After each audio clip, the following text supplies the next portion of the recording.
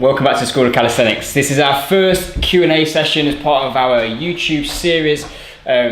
First up, guys, we'd really like it if you would send us in some questions. Jacko and I are here to give a little bit of knowledge and some input from us on what we think about training. So it can be literally anything that you're working on, problems that you're having, all based around your calisthenics training, lifestyle, whatever it might be. And then we'll see what we can do in terms of giving you some ideas from us. Yeah, we're really excited about this, giving you something back. But before we get into the questions, just click subscribe so that you don't miss any of the free content that we've got coming for you.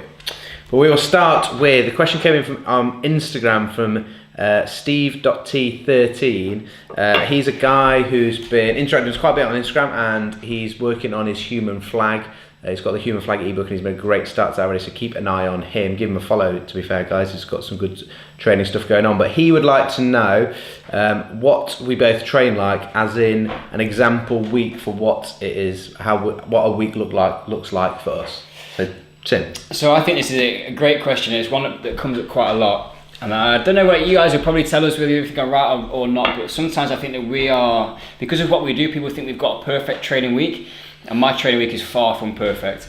It very much fits in around what I'm doing that week. Business and work for us is crazy. We have another business called One Athlete. We're training Paralympic athletes. That's a large amount of the time that we put in, and it's high performance sports, pretty fast paced. It's tiring, it's long days. So I would love to say that I get up in the morning, I do some cardio, I'm back in the afternoon for a strength session. I do that 5-6 times a week, and I'm just getting gains all week long. The reality of it is, if I get 3 sessions in a week, then I'm doing pretty well. And it's really not, it can be as inconsistent as one strength training session, maybe one rock climbing session, I might get out for a run.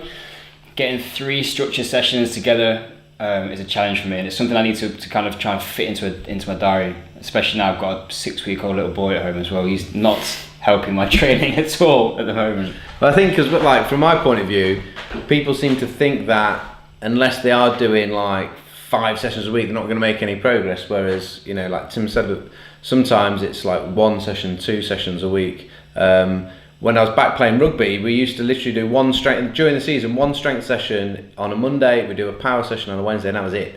And that was the only weights stuff that we did. Everything else was rugby. And I'm the same as Tim. Struggle to get. Sometimes I wish I had more structure to my training, but just the reality is that that you just don't have the time to do that, or a plan to do a session after you've just done like 7 hours straight in the gym coaching people, and you just smash and you don't get anything good out. A couple of good tips from us is have something in your back pocket, an easy session that you know you can hit some numbers, some like what we'd call capacity strength work, where you're hitting some pushing, hitting some pulling, hitting some core, that isn't going to like correct and need too much demand like cognitively or mentally, but you can just bash that out. Because I think one of the things that we've both struggled with before is when you're trying to work on like the complex stuff and you try and do that when you're tired, it's flipping demotivating when you go and you're working on, like I'm working on a single-hander handstand at the moment, and if I'm not fresh when I do that, it's flipping awful. And then I go away feeling worse than when I started. Whereas we want to finish training, we want to do it because we enjoy it, and we want to do it because we feel better. So we've got to make sure that we're setting ourselves up to succeed rather than necessarily fail. Yeah, definitely. That's a big thing for me. And I think give yourself a bit of a break as well. I've definitely been through that phase of my life where I was training was going really well, and then all of a sudden work started to encroach, and anyone who's self-employed will know what this is like. But just don't beat yourself up about it. Don't give yourself a hard time, because ultimately, like, I'm not a professional athlete. I don't get paid to train. That is not my job. It's something that I do to support what I do, my lifestyle. I love it. But ultimately, where we've got our business ambitions and career ambitions and ambitions to be a father and friends and all that other stuff that we've got going on, like, you got to sometimes just separate out what's important. Yeah. And I think putting training in perspective, we do it because it's fun. Like, as soon as it gets to the point where you're like, I'm hating having to go to train, I really don't feel like it, just check where you're at with that at that point, I think. Yeah. And I think that just one last, from me, like a trap we've fallen into before, is trying to do everything at once. Like, you can only tend to work on 1 or 2 things at a time. And Tim's been putting a lot of work into his muscle up at the moment, and when you see him muscle up at workshops now, they look flipping sick. But if you're trying to do flipping everything at once, it can be a bit too much. So focusing on 1 or 2 things and then just let them progress, and then it's a little bit of a juggling act trying to keep everything else going. You know, we teach like muscle ups, flags, handstands, and back levers at the workshops, and trying to keep all 4 of those spinning at the same time sometimes can be difficult whilst you're trying to work on other things. And that'd be the same thing as if you're going to try and put some conditioning work in your program. So trying to get out for a run or get on your bike, and then get the strength gains that you want as well. Like, you've got to prioritize things. And again, this idea that we can do all things at all times is just, it's pretty unrealistic for the majority of people. So I think the take-home message is, don't put anybody put a post that the perfect program doesn't exist, because it's all based on what you can do at a given point in your lifestyle and your life's phase and where you're at and what other stuff you've got going on. But train when you can train, and when you can train hard, you've got that block and that opportunity, smash it. Like, go hard, because you don't know what the next 2 or 3 months is going to be like. But we've also, my last point is that sometimes less is more. Like, we talk, some people go the other way, and it's 6 days a week.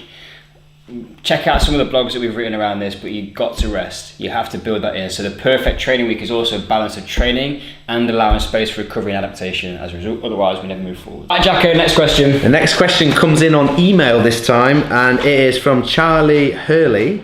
And he is asking, this is a common question we get all the time. It's one that really grinds my gears in this one. And it is about, and I need to not get, no, I'm not getting mad. It's we like you, Charlie, don't we? It's a question in terms of people's understanding about the fundamentals of what resistance training is. Because the question is about, do we do weights as well as calisthenics? And we had a question before, can you do weights at the same calisthenics, at the same time as calisthenics or bodyweight work, or is it somehow going to mess the two gains up? So can we do weights alongside calisthenics, and what is the difference between weights? You've already climbed up on your soapbox, so crack on. Oh, right. You want me to go? Go. Okay, so can you do weights and calisthenics at the same time? Yes. Do we do weights and calisthenics? Not really. Occasionally I'll pick up a weight to like a rehab exercise if my shoulder's a bit niggly. Or you might do a little bit more lower body for lower body stuff. I don't even do any for lower body stuff at the moment. Just doing like pistols and shrimp squats and box jumps and things like that. But the reason why you can or you don't have to is that it's resistance training, and the body responds to the demand that you place on it. So that it comes down to me when I think about this. I go, that's a silly question you get at school of how much does 10 kilos of feathers weigh in? Feathers are pretty light. Feathers are light, but how much would 10 kilos of feathers weigh? I'm gonna stick out. I'm gonna 10 kilos. It is 10 kilos, correct. So like, if you pick up a 10 kilo dumbbell, it doesn't matter. You don't ask the question: is a metal dumbbell better than a rubber dumbbell? Just depends if you're going to drop it or not. Yeah. Or you could have a 10 kilo dumbbell made out of flipping feathers. It's still 10 kilos. Great example. And then the body will respond to that demand you place on it. So you start doing like some movements with that 10 kilo. It's the resistance. So whether you're doing a chest press or whether you're doing the press up, if the press up is mirroring the same action as the chest press, you're going to get the same adaptation. And the only thing we have to do with calisthenics in terms of how do we progress and regress is we just have to think outside the box a little bit, and that's where we use our tools from the locker in terms of if I want to make a press up harder, I can do something as simple as raising my feet up to make it more like an incline press so it's working in front of my chest. If you could do 10 reps of a push-up and say you can do max 10 reps on bench press of 70 kilo, then chances are your press up is similar to a 70 kilo bench press. The difference, or the one thing that we'd say about calisthenics is you get the chance to not be resting on a bench supporting you and isolating muscles. We're actually working the whole chain at the same time, so you've got to be able to control your trunk position if you're doing it correctly by getting that glute and core activation as well as controlling the rest of the body through the movement that you're doing. So we feel like it's fact that that is a benefit. If you are just trying to get massive and you're a bodybuilder, then you need to isolate muscles, great, but that's not what we're talking about. Yeah, I think that's what the point I was going to make is the question for me is like, what do you want out of it? So I haven't done an upper body weights-based session for the last 3 years. So I haven't done a military press, I haven't done a bench press, I've done nothing with a dumbbell. But we will use weights to make dips more difficult or pull-ups, and if that's kind of falls in the realms of our calisthenics. But bicep curls and tricep extensions is not something that features in my program. And the reason for that is there's nothing wrong with those exercises, but the outcome that I want from those is different. So if I'm going to work tricep extension, so if I want to start to get some more tricep strength, I want that to be part of a functional movement pattern like a handstand push-up. So to do that, and because of how we see the body moving and how we see calisthenics being part of natural movement, I need to integrate that movement or that strength pattern into a complex movement like a handstand push-up. If I just get the biggest triceps in the world from doing tricep extensions, I think the crossover you're going to get into any handstand or vertical pushing bodyweight exercises is minimal, because it's not integrated with how the shoulder's going to move.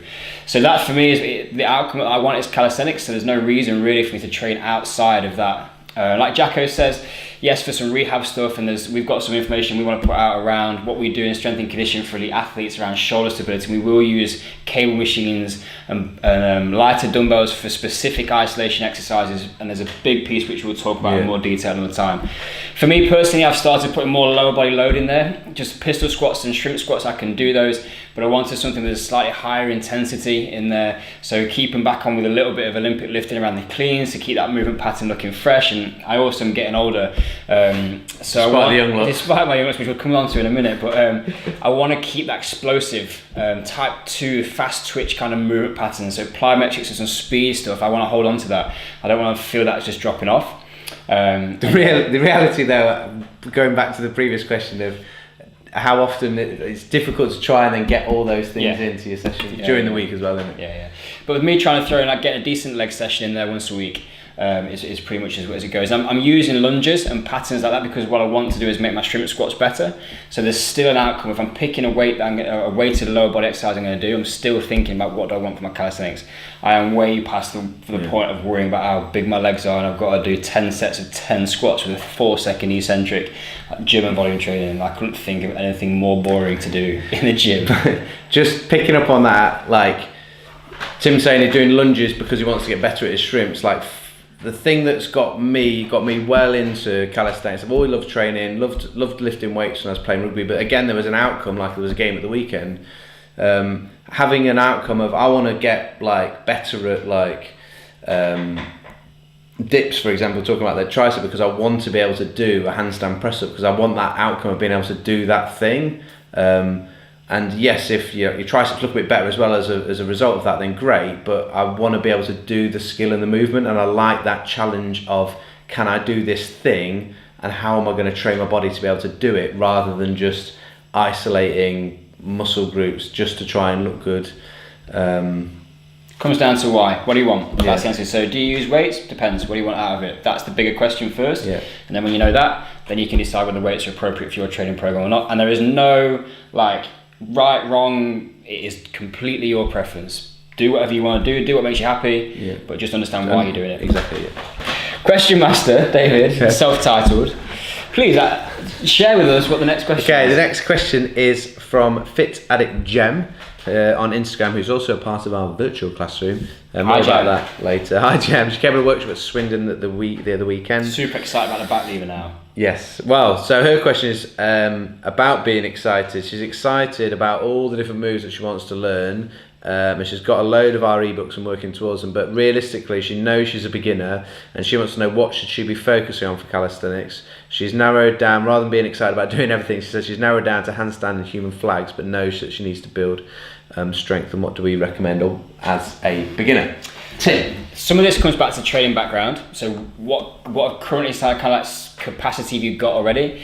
When you come into calisthenics, and I think there's two main things that I think that beginners should focus on. The first one is play. Just get used to moving in different ways. Try some handstand kick-ups and get comfortable being upside down. Do some stuff around a human flag because it feels cool and you really want to work towards it. Get that sort of nailed. Do some skin the cat exercises on the rings. Just start to teach yourself a bit more physical literacy, like how am I going to move? What do these different positions feel like? There's a bit of spatial awareness, like when we started going upside down again as adults. Like that feels a bit weird at first. Conquering some of the nerves of actually looking like a back lever and going, look at the arms position. How do I even get into that? It's actually not that scary once you get through it. So that's the first thing. Play. Have a couple of objectives. I think it's great that she's narrowed those down to two goals. And the second thing is capacity strength. So many people aren't strong enough. So we're worried about whether we can do human flags or whether we can do muscle ups. How many pull-ups can you do? Like 3. Well, there's your focus. And it's not a bad thing. I'm not being critical about that, but it's just people bypass that because they think they want to kind of finish their end goal. Where actually we have this phrase like earn the right to progress. We're talking strength. Got to get strong. Yeah. And so Tim, would I be right in thinking if we were saying some like basic core, basic capacity strength, going like push-ups and dips, and then things like for pulling, pull-ups, bodyweight rows, and then some of the core exercises like hollow rocks, leg lowers, dead bugs. All that, so we put together a free beginner's guide. There's loads of good stuff in there which you can just get stuck into. You can find it on the website. It doesn't cost anything. It's just a starting point. Actually just click there and you'll get it. It's free. Magic. Get it. But yeah, just get stuck into some of that stuff. And we're big believers that there is no magic number. If you can do 10 pull-ups, that doesn't mean you're automatically going to unlock level 2 and the muscle up becomes available like on Call of Duty or whatever. Like, just it's not that simple. You can work towards some of those skills with your playtime. But as a beginner, get strong, but keep it exciting. Do stuff which makes you happy. Again, like training's fun, so keep it fun. Yep. It is anonymous. I can't even really say anonymous. I can't really say that word very well. Anyway, it was touched on earlier about Tim's boyish looks, and some people can't believe that his age. I won't tell you what his age. 37 in November. Okay. He told you. Born 1980. Looks 17. And I'm actually older than Jack. Yeah, exactly. You wouldn't know. No, but I'm hiding my grey hair in my hair. Anyway, the question was, what skin cream, if any, do you use? And this is a free plug for probably anybody out there with. Yeah, so there isn't a secret. I literally I've been at this baby face since a young age. I think there is, and he's lying. He never tell me. I ask him every day. I was the guy. Tell me the secret. I was the guy who couldn't go to a pub for a beer until I was 18. I had to carry my passport around with me to get in. Still happens now. I've almost got ID for a bottle. Even when you're not leaving the UK. It depends where I'm going. But I only take my passport when I'm going on holiday. I'm going to put this out there because it's the 21st century and I'm not afraid to say that I like a little bit of moisturiser. So it's come out. Is it coconut oil? No, it's not. So the product that I use is by Bulldog Natural. You said there was no product. Well, there is. I don't. I've looked like this since before I used moisturiser. And I lived in the hot countries for like 3 years as a scuba diving instructor. Like, I should be sunbaked and wrinkly now, but my giveaway is my crow's feet. So when I smile, next time you see me smile, I'm not going to do it now because I'm self-conscious. Or I might get Botox between now and then, but you'll see that there's some lines in here. But I just think that's because I've had a good time. I've laughed a lot. Yeah. So it's not like I'm all right with it. But yeah, no special secret. Please. I wish I could have said something for that. I would have gone like, I put margarine on my face every morning, mixed with cumin and turmeric. And that is the secret, but yeah. So that we can start raising enough money so Tim can afford to have Botox on his face. Oh, it made me laugh now. You can see it. Click subscribe so you don't miss out on any more of our content. We talked about the free beginner's guide, which is down there. That's free ebook. There's video tutorials of everything in there. Make sure you get that. And then we've got more free videos for you to watch on YouTube over there by Tim. So for another day, guys.